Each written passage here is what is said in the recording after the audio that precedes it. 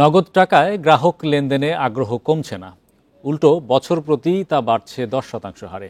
বাংলাদেশ ব্যাংকের হিসাব, নতুন টাকা ছাপানো ও সরবরাহের বছরে রাষ্ট্রের বাড়তি খরচ হচ্ছে 20,000 কোটি টাকা। এ খরচ সাশ্রয় ও ডিজিটাল লেনদেনে জোর দিচ্ছেন বিশ্লেষকরা। বলছেন, লেনদেনের নিরাপত্তা নিশ্চিত হলে রাষ্ট্রের বাড়তি খরচ সাশ্রয় হবে। একই সাথে টাকায় হাত বদলে স্বচ্ছতা আসবে, বাড়বে সরকারের রাজস্ব আয়ও।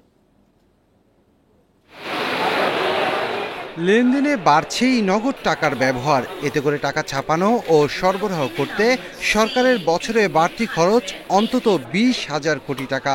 রাষ্ট্রের এই বিপুল খরচ বাঁচাতে নগদ টাকার ব্যবহারে লাগাম টানতে চায় কেন্দ্রীয় ব্যাংক। বাংলাদেশ ব্যাংকের সর্বশেষ তথ্য, দেশে মোট লেনদেনের 71.72% হচ্ছে নগদ টাকায়। বছর প্রতি তা বাড়ছে গড়ে 10% হারে। ব্যাংকিং ব্যবস্থার বাইরে মানুষ এখনও বেশি সহজ মনে করে নগদ টাকা হাত বদলে। কেন্দ্রীয় ব্যাংক জানায়, নিরাপদ ক্যাশলেস সুবিধা নিশ্চিত করা গেলে কমবে টাকা ছাপানোর খরচ। ক্যাশলেসের প্রথম ধাপ হিসেবে আপনাকে আগে লেস ক্যাশ করতে হবে, মানে ক্যাশের ব্যবহার আগে কমাতে হবে, তারপর জিরোতে যাবেন। টোটাল ক্যাশলেস সোসাইটি পৃথিবীতে নাই, চীনে 95% হয়েছে। এবং লেস ক্যাশ যদি সফলভাবে বাস্তবায়ন করতে পারি, তবে আলটিমেটলি ক্যাশলেস বাংলাদেশ হবে। লেনদেনের প্রতিটি ক্ষেত্রে স্বচ্ছতা বাড়িয়ে দুর্নীতি কমাতে ক্যাশলেসের বিকল্প নেই বলে জানান বিশ্লেষকরা।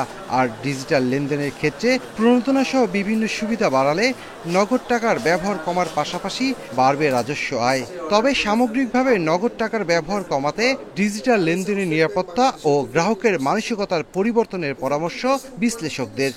One of the highest in the world বাংলাদেশে কারেন্সি আউটসাইড ব্যাংক, ওইটা ইন্ডিকেট করে যে আমাদের দেশে banking habit is very poor.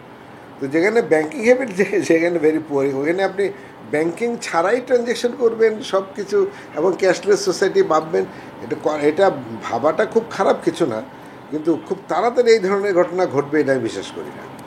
টাকার হাত বদলের প্রতিটি ক্ষেত্রে অর্থনৈতিক স্বচ্ছতা, রাজস্ব বৃদ্ধি ও দুর্নীতি কমাতে সরকারি ও বেসরকারি প্রতিষ্ঠানের মধ্যে সমন্বয় প্রয়োজন বলেও মনে করেন খাত সংশ্লিষ্টরা।